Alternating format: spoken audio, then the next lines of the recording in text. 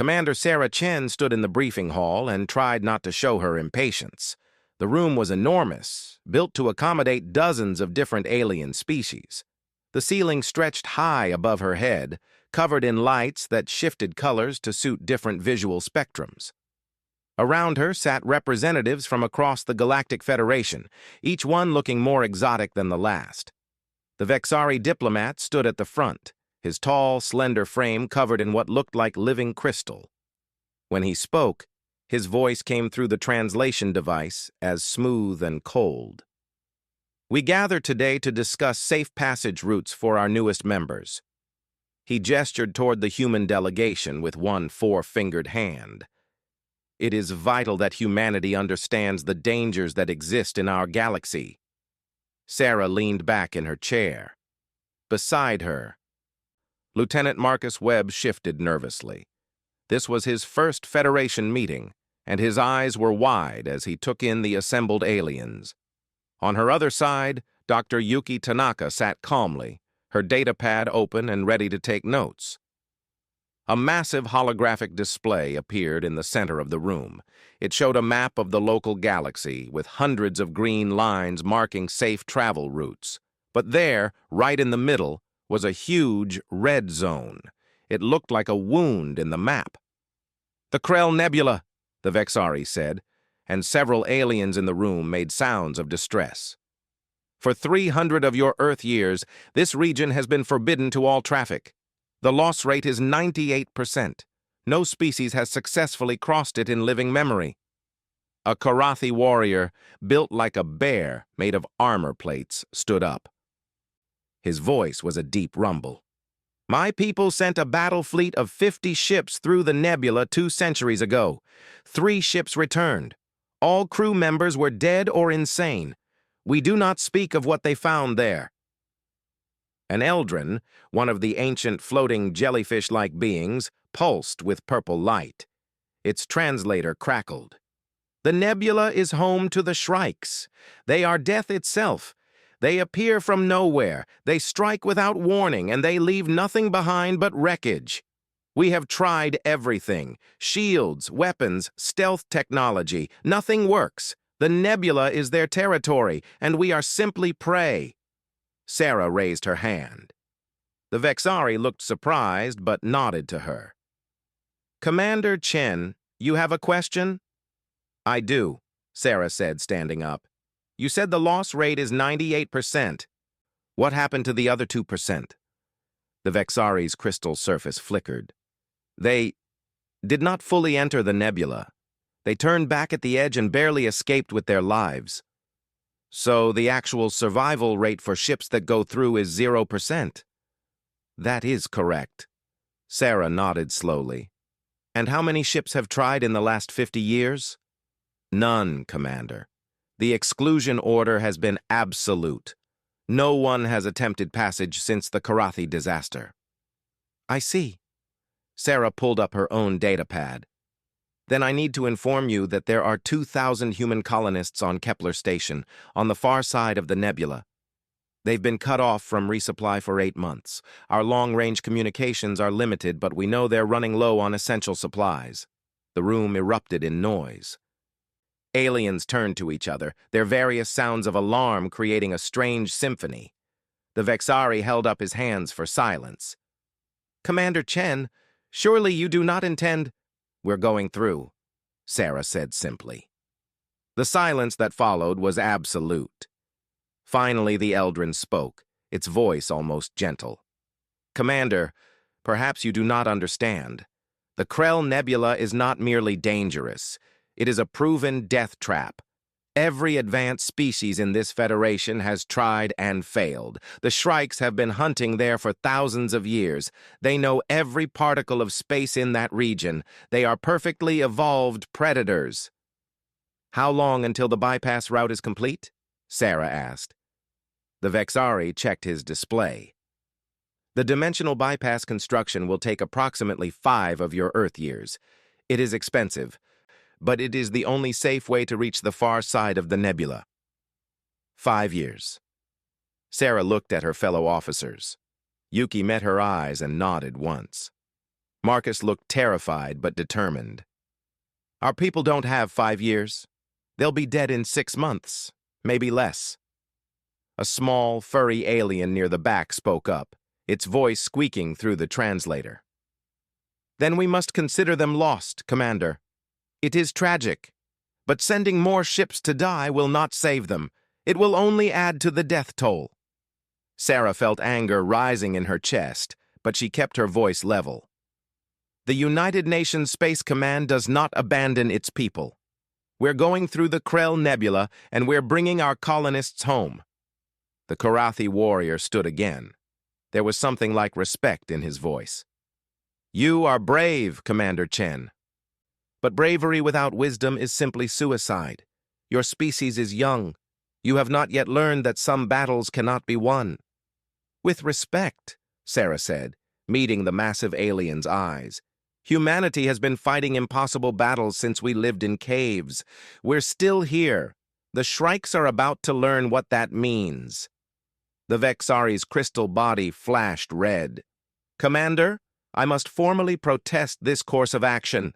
The Federation cannot support such a reckless mission. If you proceed, you do so without our assistance or approval. Sarah smiled, and there was no warmth in it. Noted. We'll send you a full report when we get back. Chen out. She turned and walked toward the exit, her officers following behind her. As the doors closed, she heard the explosion of argument from the assembled aliens. They thought she was insane. They thought her crew was dead already. Sarah pulled out her communicator. Chen to Fleet Command, inform Battle Group 7 to prepare for immediate deployment. We're going into the Krell Nebula. Marcus spoke quietly beside her. Ma'am, they're all terrified of that place. Every single species that's more advanced than us. Doesn't that worry you? Sarah looked at the young lieutenant. Marcus, you know what the difference is between us and them? They've been at peace for so long they've forgotten how to fight. Humanity spent 10,000 years fighting each other. We got really, really good at it. The Shrikes have never met anything like us. Yuki smiled slightly. The Federation sees a graveyard. We see a problem that needs solving. Sarah nodded. Exactly.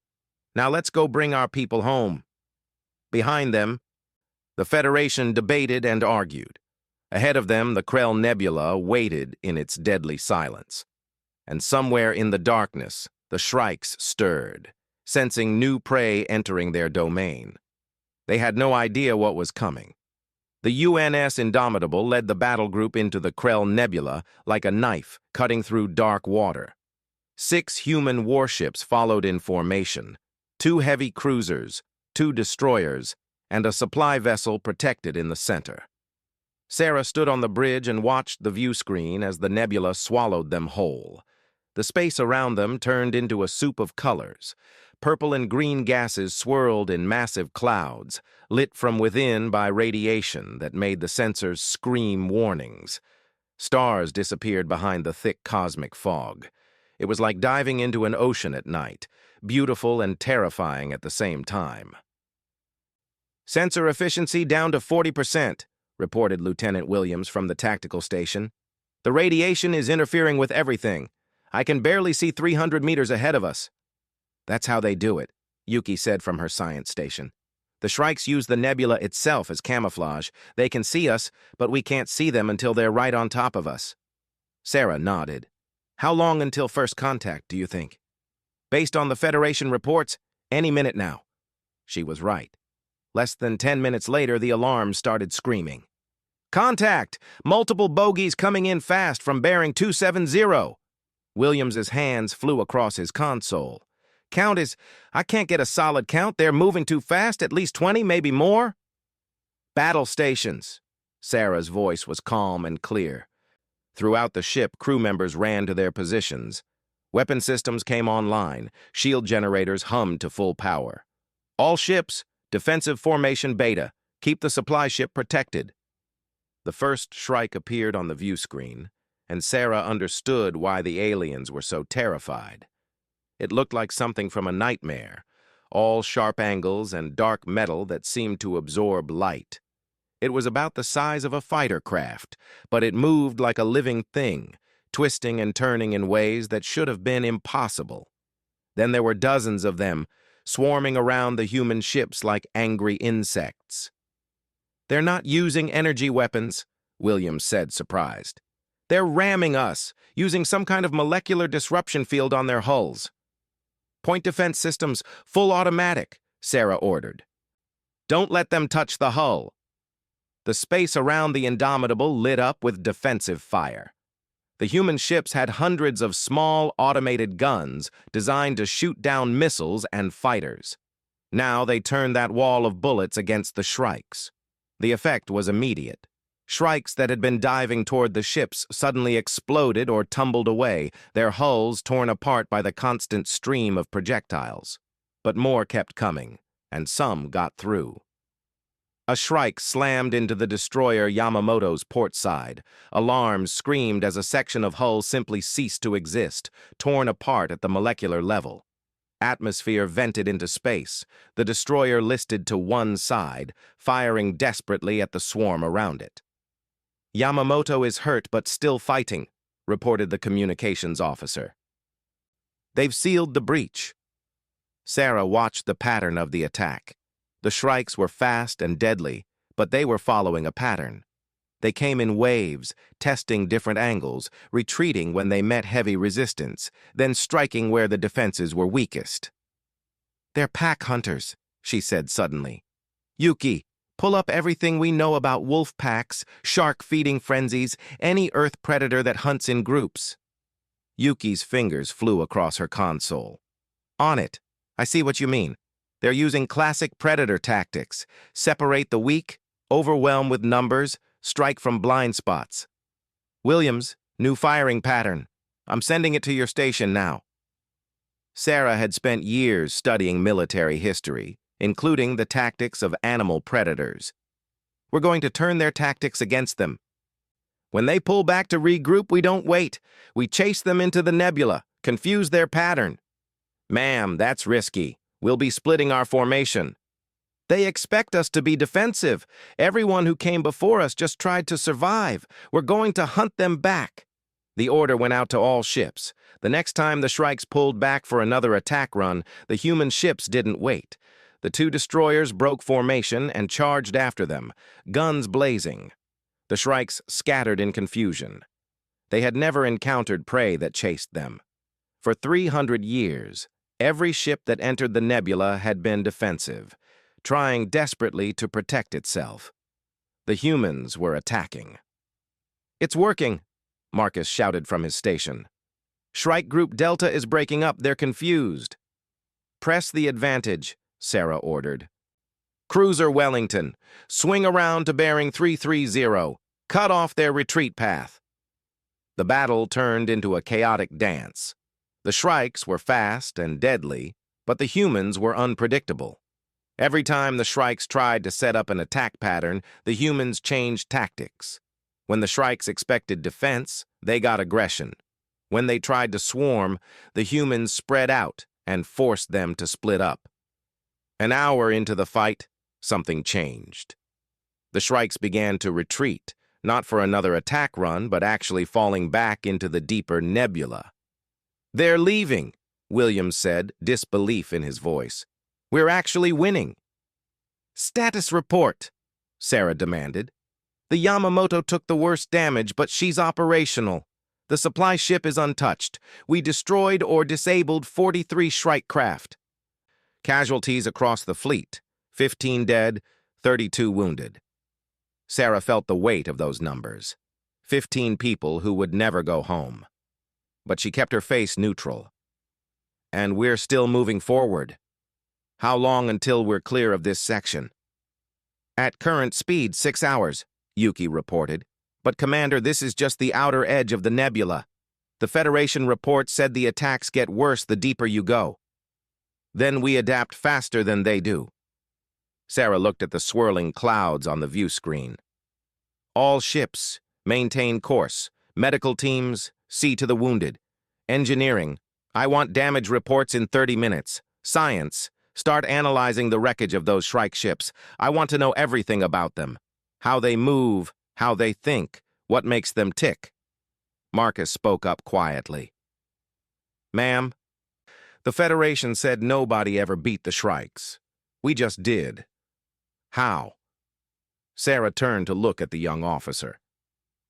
Because we've been fighting wars since before we had written language, Marcus. The Shrikes are evolved predators. But humans, we're the predator that learned to think. We don't just react.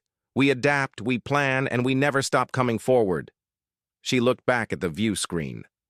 The Federation saw this place as a death trap because they forgot how to fight. They've had peace for so long that war became unthinkable. But humanity? She smiled, cold and determined. We spent 10,000 years perfecting warfare. The Shrikes are about to get a very hard lesson in human military doctrine. Which is? Marcus asked. When attacked, don't defend. Attack back twice as hard. When they expect caution, give them aggression. When they think they're the hunters, remind them that they're just prey that hasn't realized it yet. The Indomitable pushed deeper into the nebula. Behind them, the Shrike swarms regrouped and prepared for another attack. They had never lost before. They had never met resistance that actually hurt them. But they had never met humans before. Sarah pulled up the long-range sensors, trying to see through the interference. Somewhere ahead, past weeks of this deadly nebula, 2,000 colonists waited. They were depending on her. On all of them. All hands, she said into the ship-wide comm. This is Commander Chen. Today we did something the Federation said was impossible. We fought the Shrikes and won. But this is just the beginning. We have weeks ahead of us, and the enemy will learn from this fight just like we will. Stay sharp, stay ready, and remember why we're here. We don't abandon our people. Not ever. Chen out. The bridge crew returned to their work with renewed determination. Outside, the nebula swirled with deadly beauty, and deep in the darkness, the Shrikes watched and learned. The humans were different from any prey they had encountered before. This would require new tactics, new strategies. The Shrikes began to adapt. The real war had just begun. 3 weeks into the nebula, and the war had become a chess game played at impossible speeds. Sarah stood in the science lab watching Yuki work. The room was filled with pieces of destroyed Shrike ships spread out on examination tables like puzzle pieces. Every day they learned something new. Every day the Shrikes learned something too. They're getting smarter, Yuki said, not looking up from her microscope. Look at this attack pattern from yesterday. They waited for us to deploy our point defense drones, then they struck from above and below simultaneously. They're studying us just like we're studying them. How bad is it? Sarah asked. Yuki pulled up a holographic display. It showed the battles over the past 3 weeks as a timeline. The graph was not encouraging. Week 1, we were winning decisively. 70% of engagements ended in our favor. Week 2, it dropped to 55%. This week, we're at 48%. They're learning faster than we are. Sarah frowned at the display. What changed? Everything. They stopped using frontal attacks. Now they use the nebula's radiation pockets to hide. They've started targeting our supply ships specifically, trying to cut us off. And this is the scary part. Yuki pulled up another image. They're using new ship designs. Look at this one we destroyed yesterday. The hull is different, thicker in the front. They're adapting to our weapons in real time. How fast can they build new ships? That's what worries me. Based on the wreckage analysis, these ships are grown, not built. Some kind of biomechanical hybrid technology. They can probably produce a new variant in days, maybe hours. Sarah felt a chill run down her spine. So every time we find a tactic that works, they counter it within days. Exactly. It's an evolutionary arms race, and they have the home field advantage. Yuki finally looked up, exhaustion clear on her face. Commander, I'm not sure we can win this, not long term. Before Sarah could respond, the alarm klaxon started screaming. She ran for the bridge, Yuki right behind her. The bridge was controlled chaos. Williams was shouting orders to the weapons crews. Marcus was coordinating with the other ships. On the view screen, a new nightmare was unfolding. "Report!" Sarah snapped, sliding into her command chair. "New Shrike variant," Williams said tersely. "They're bigger, tougher, and they're not attacking us." "Not attacking?" Sarah looked at the screen. He was right. Dozens of the new Shrike ships were hovering at maximum weapons range, just watching. "They're blocking our path," Marcus said. "We can't go forward without going through them, but they're not engaging." Sarah studied the formation. It was a wall of ships, spread out across the corridor they needed to travel. "They're forcing us to attack them, to come to them." "It's a trap," Yuki said. "It has to be." "Agreed. But we don't have a choice. We can't go around. The nebula is too dense on both sides. We can't go back. We have to go forward." Sarah pulled up the tactical display. "How many are there?" "At least 200, Williams reported, "and sensors are showing more arriving every minute." Sarah was quiet for a moment, thinking. The Shrikes had changed tactics completely. They were no longer the aggressive predators. They were now a defensive wall, and they were daring the humans to break through. "They're learning from us," she said suddenly. "We taught them that aggression works, so now they're using our own tactics. They're going to let us attack, tire ourselves out, and then counterattack when we're weak." "So what do we do?" Marcus asked. Sarah smiled, but there was no humor in it. "We don't play their game. If they want to sit there and wait, we'll use that time to our advantage. All ships, full stop. Williams, deploy sensor drones in a sphere around the fleet. Yuki, I want you to use this time to finish your analysis. Marcus, get me a secure comm channel to Fleet Command back home." "Ma'am." Marcus looked confused. "If they want to wait, we'll wait too. But we'll be preparing. Engineering, start fabricating new weapons based on Dr. Tanaka's research. I want prototype plasma charges ready within 12 hours. The bridge crew looked shocked, but they moved to obey. The battle group came to a halt in the middle of the nebula, facing down the Shrike wall. Hours passed. The Shrikes didn't move. Neither did the humans. "This is weird," Williams said.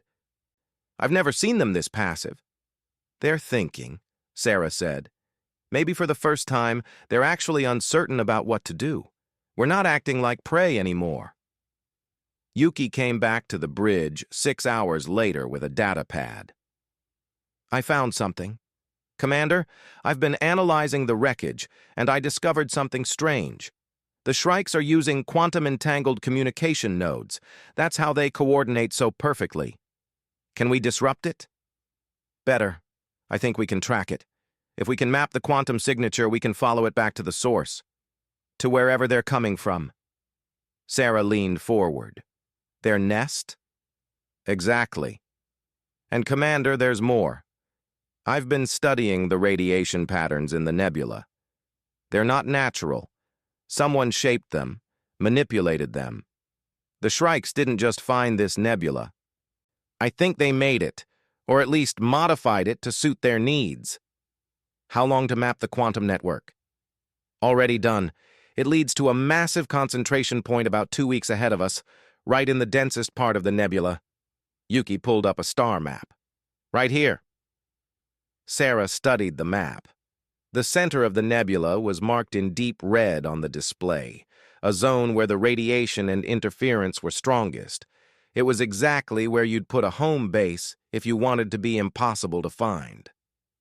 "If we can reach their nest, we can end this," Sarah said. "One way or another." "It's a long shot," Marcus said quietly. "Even if we get past this wall of ships, we'll be fighting for 2 more weeks straight. Our supplies are running low, crew morale is dropping, and they're getting better at fighting us every single day." Sarah looked around the bridge at her tired crew. They had been fighting non-stop for 3 weeks. They had lost 38 people total. The ships were all damaged to some degree. Marcus was right to be worried. But then she thought about the colonists. 2,000 people waiting in the dark, wondering if help would ever come, wondering if humanity had abandoned them. "I'm not going to lie to you," Sarah said, loudly enough for everyone on the bridge to hear. "This is the hardest thing any of us have ever done. The Shrikes are learning from us, adapting to everything we throw at them. We're outgunned, we're tired, and we're a long way from home." She paused, letting that sink in. "But here's what the Shrikes don't understand about humans. We're stubborn. When things get hard, we don't give up. We get creative. When the enemy adapts, we adapt faster. And when someone tells us something is impossible, we take that as a challenge." She pointed at the view screen, at the wall of Shrike ships waiting in the darkness. "Those ships out there think they've got us trapped. They think they've learned how we fight. But they've only seen us react. They haven't seen us plan. They haven't seen what happens when humans have time to think." Sarah stood up. "Engineering? Status on those plasma charges?" "Ready for testing, ma'am."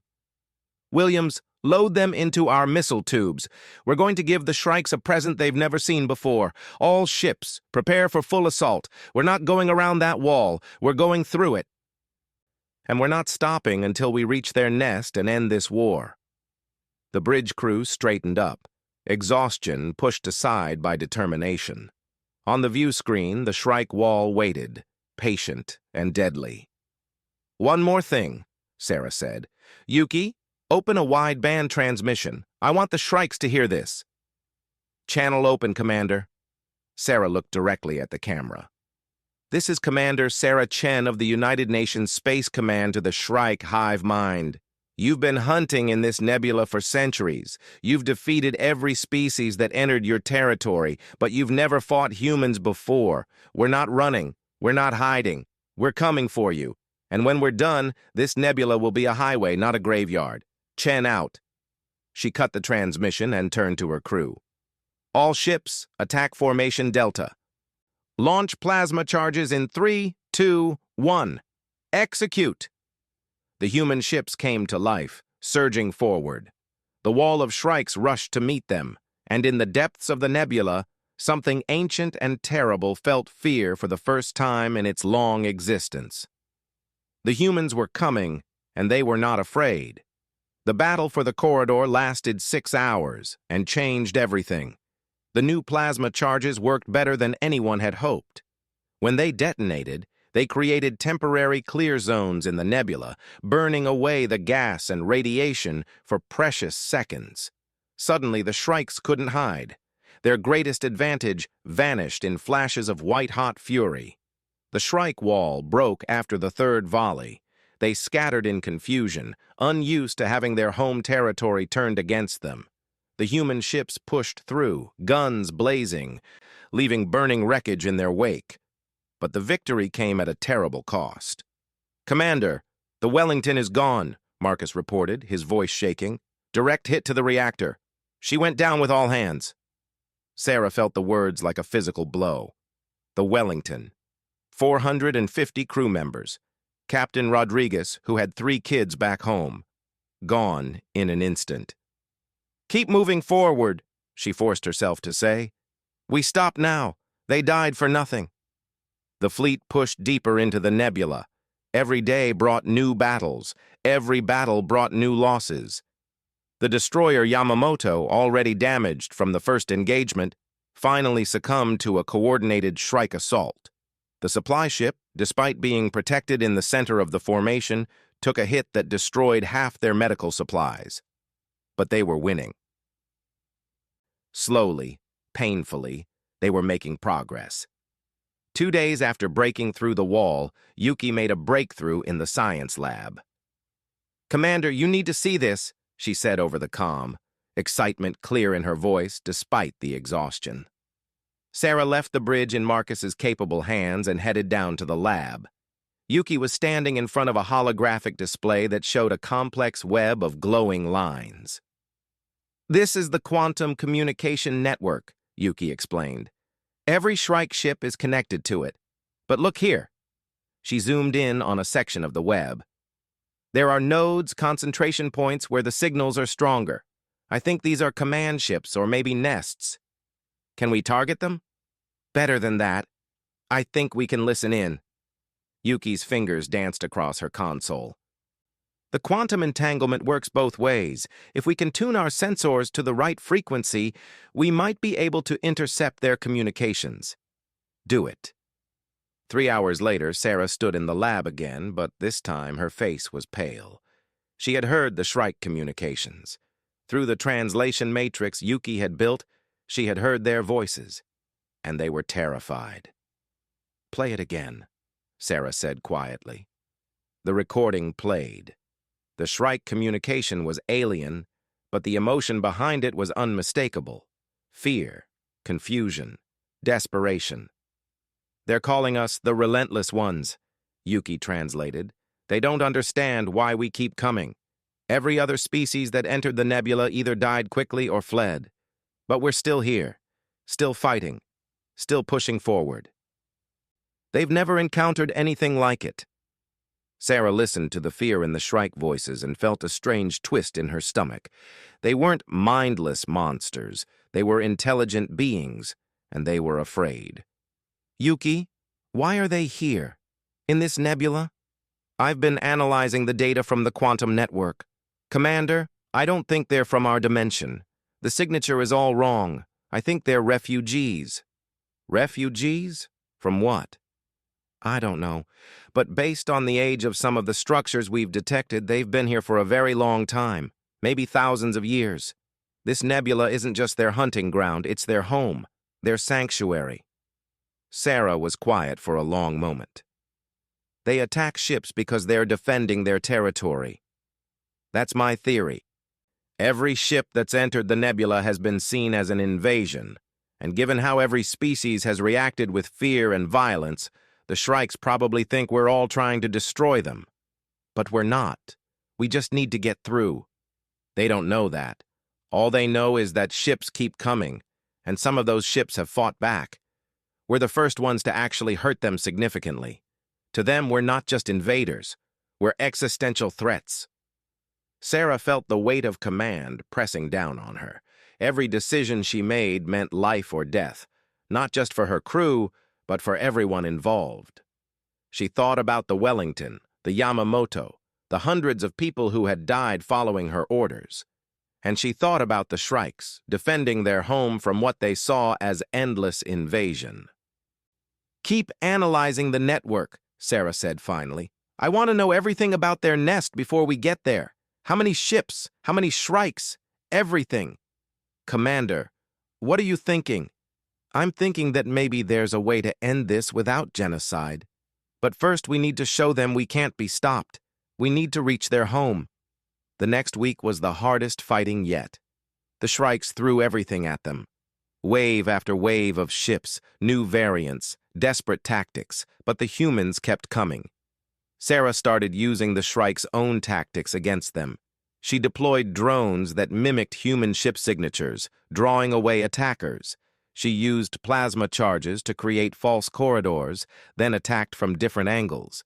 She even began transmitting false communications, seeding confusion in the Shrike network. The Shrikes adapted to each new trick, but it took time, and time was all Sarah needed. Finally, on day 37 of their journey through the nebula, the sensors detected something massive ahead. "That's it," Yuki said, staring at the display. "The Shrike nest. It's huge, Commander. Easily the size of a small moon." Sarah looked at the image on the screen. The nest was beautiful in a terrible way. All organic curves and biomechanical structures glowing with bioluminescent light. Around it, thousands of Shrike ships orbited like electrons around a nucleus. "They're all there," William said quietly. "Every ship that's been harassing us. They've fallen back to defend their home." Status of the fleet. Marcus pulled up the report. His voice was heavy. "We're down to 4 ships. The Indomitable, the cruiser Constitution, and 2 destroyers. Crew losses are at 43%. The supply ship made it, but we're running on fumes. Ammunition is at 30%. Medical supplies are critical." Sarah nodded slowly. 4 ships against thousands, wounded crew, low supplies, and they were light years from any help. The smart move would be to turn back, to admit defeat. But Sarah Chen hadn't come this far to turn back now. Yuki, can you boost our communications enough to reach the Shrike Nest directly? Not just intercept their network, but actually talk to them? I think so. It'll take everything we've got, but yes. Do it! I want to talk to whoever runs that nest. Williams, charge all weapons but do not fire. I want us at full combat readiness, but I'm not starting a fight. Not yet. The crew scrambled to obey. 10 minutes later, Yuki gave her the signal. This is Commander Sarah Chen of the United Nations Space Command, Sarah began, hoping the translation matrix would work. I'm transmitting this message to the Shrike Collective. We have fought our way across your territory. We have lost hundreds of our people. You have lost thousands of yours, but we're still coming. She paused, gathering her thoughts. I know now that you're refugees, that this nebula is your home. But there are 2,000 of my people on the other side of your territory. They're starving. They're dying. And I will do whatever it takes to reach them. Another pause. I'm giving you 2 choices.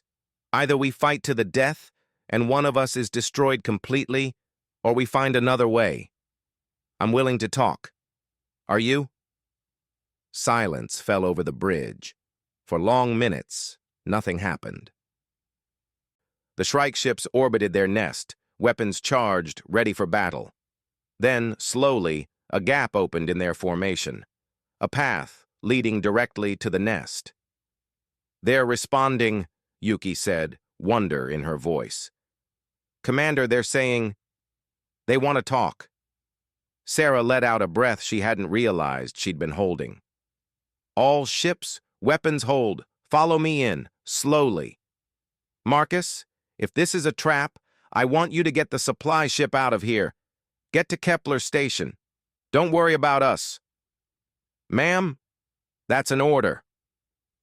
The Indomitable moved forward, into the heart of enemy territory, surrounded by thousands of ships that could destroy it in seconds. It was the most terrifying thing Sarah had ever done. But sometimes, she thought, the bravest thing you can do is try to stop fighting. The nest loomed larger on the view screen. Alien and beautiful and absolutely terrifying. And somewhere inside, something ancient waited to meet the humans who had done the impossible. They had survived the Krell Nebula. Now they had to find a way to live with its inhabitants. The interior of the Shrike nest was like nothing Sarah had ever seen. The walls were alive, pulsing with light and energy. The air was breathable but felt strange, charged with something she couldn't quite name. Yuki and 2 armed guards walked beside her as they followed the Shrike guide deeper into the structure. The guide itself was fascinating. It looked more organic than the ships, almost insect-like, but with an intelligence that shone in its multiple eyes. It didn't speak aloud, but Yuki's translation device picked up its quantum communications. The hive mind wants to understand, the device translated. You are unlike any invaders before. You do not flee. You do not die easily. Why? Because we're human, Sarah said simply. We don't give up. Not when our people need us.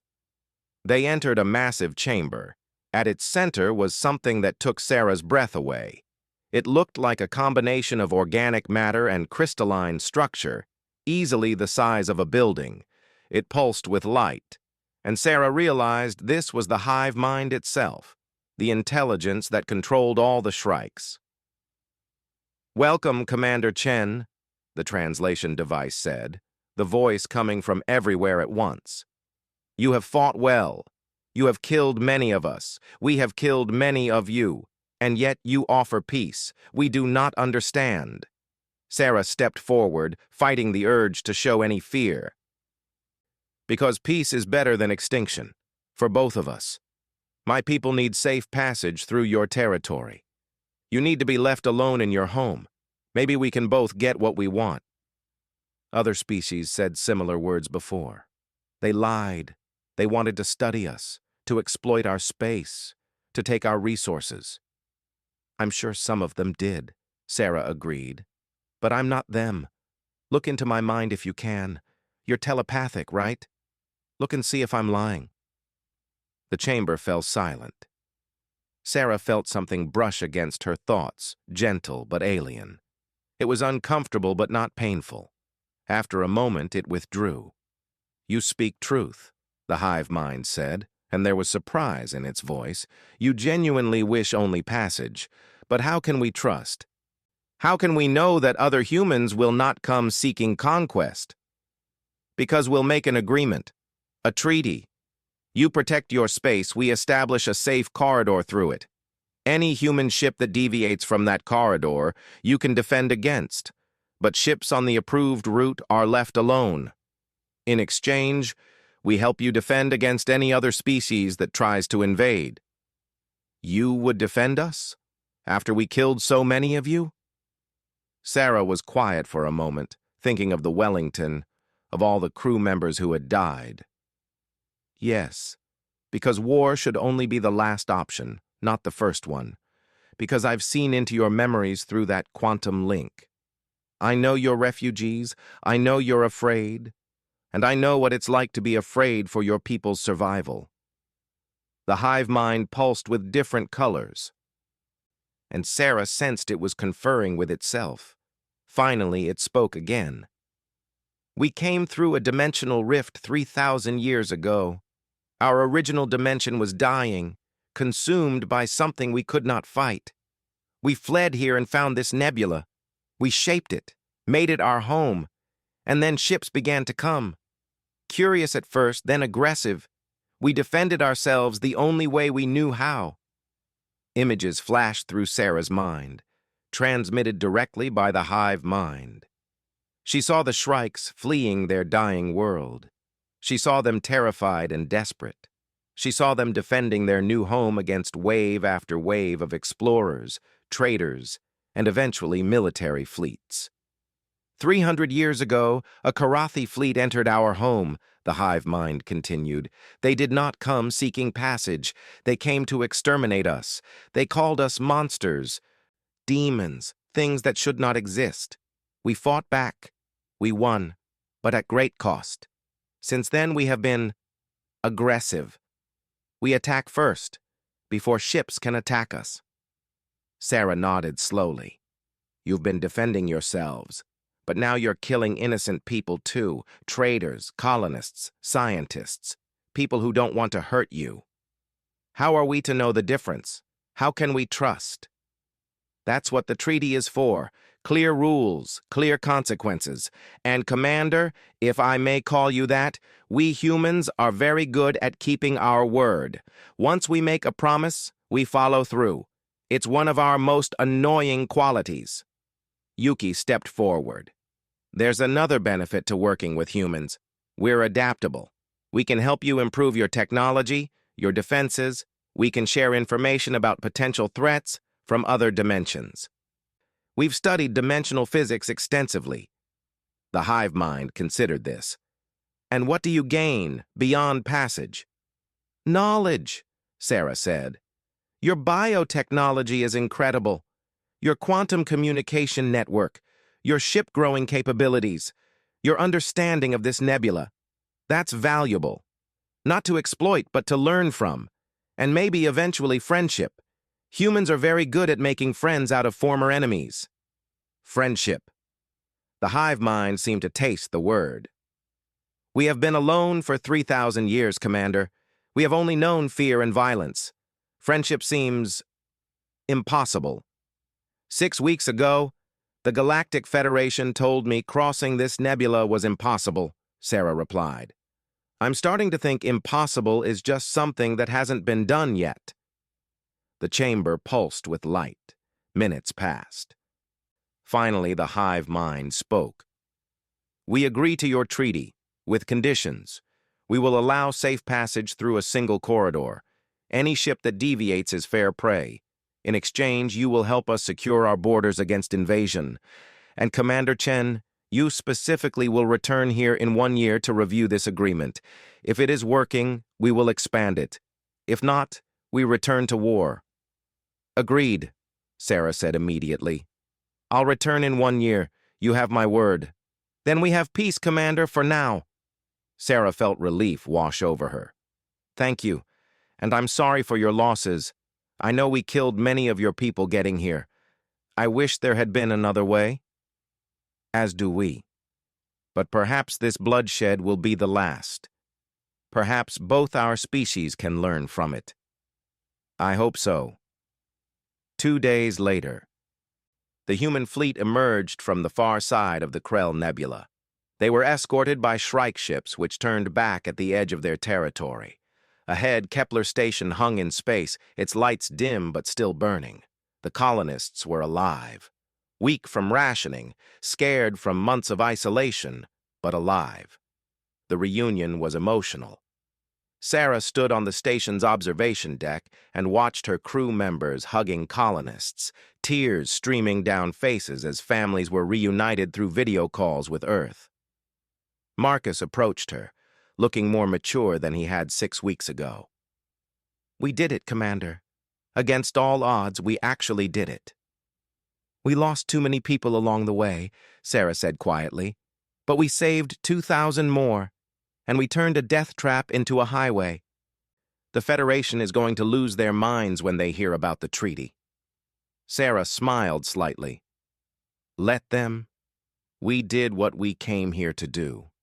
Now comes the hard part, making sure this peace lasts." 6 months later, Sarah stood once again in the Federation briefing hall. But this time she wasn't being warned about the Krell Nebula. She was briefing the Federation about it. The holographic display showed the safe corridor, now busy with traffic. Human ships escorted Federation vessels through the nebula. Shrike ships patrolled the borders, defending their territory but no longer attacking peaceful travelers. The death trap had become the fastest route between 2 major sectors of the galaxy. The Vexari diplomat, who had warned her 6 months ago, stood to speak. His crystal surface flickered with colors Sarah now recognized as amazement. "Commander Chen, now Admiral Chen, what your species accomplished is unprecedented. You crossed the Krell Nebula, you defeated the Shrikes, and then, impossibly, you made peace with them." "We didn't defeat them," Sarah corrected gently. "We fought them to a standstill. There's a difference, and the peace was only possible because both sides were willing to talk instead of just fight." A Karathi warrior, different from the one she'd met before, stood up. "The Shrikes destroyed our fleet 300 years ago. They are monsters. How can you trust them?" "Because I took the time to understand them," Sarah replied. "They're not monsters. They're refugees who were attacked by your fleet first. They were defending their home.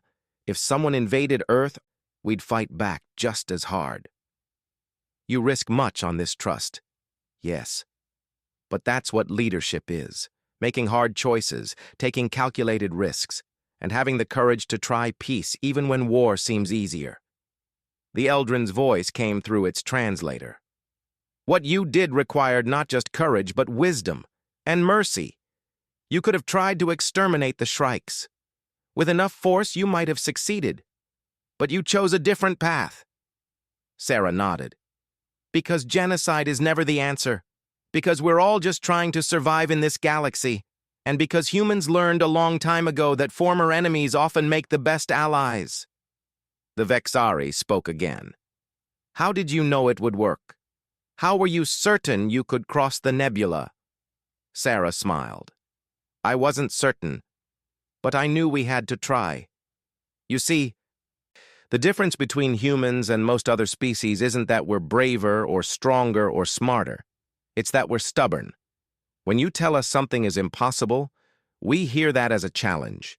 When you call something a death trap, we see a problem to solve." She looked around the chamber at the assembled aliens. The Federation saw the Krell Nebula as an obstacle to be avoided. We saw it as a barrier to be overcome. You spent 300 years going around it. We spent 6 weeks going through it, and now everyone benefits.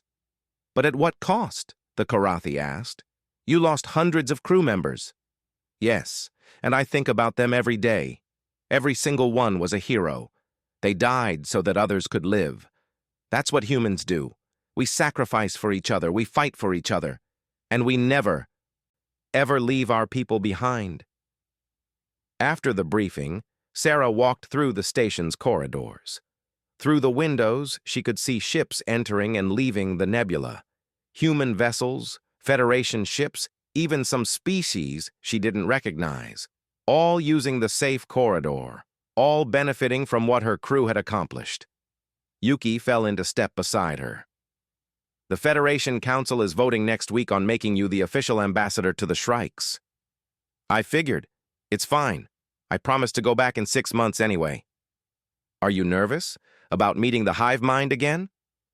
Sarah considered the question. A little. But mostly I'm curious. They're an amazing species, Yuki. Once you get past the scary exterior, they're fascinating. And I think we can learn a lot from each other. They stopped at another observation window. In the distance, barely visible, was the nebula.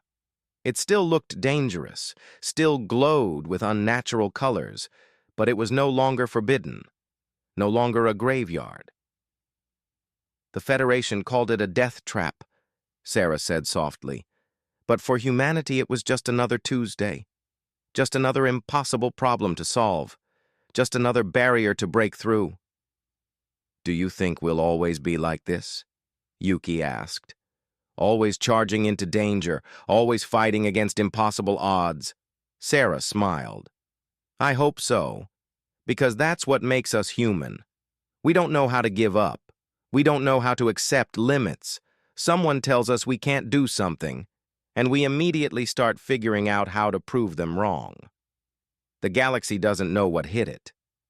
No, Sarah agreed, her smile widening, but they're learning, and hopefully, they're also learning that the crazy humans who charge into death traps are also the ones who make peace with monsters. We're complicated like that. They stood in silence for a while, watching the ships pass through what had once been the most dangerous place in the galaxy. 2,000 colonists were home safe.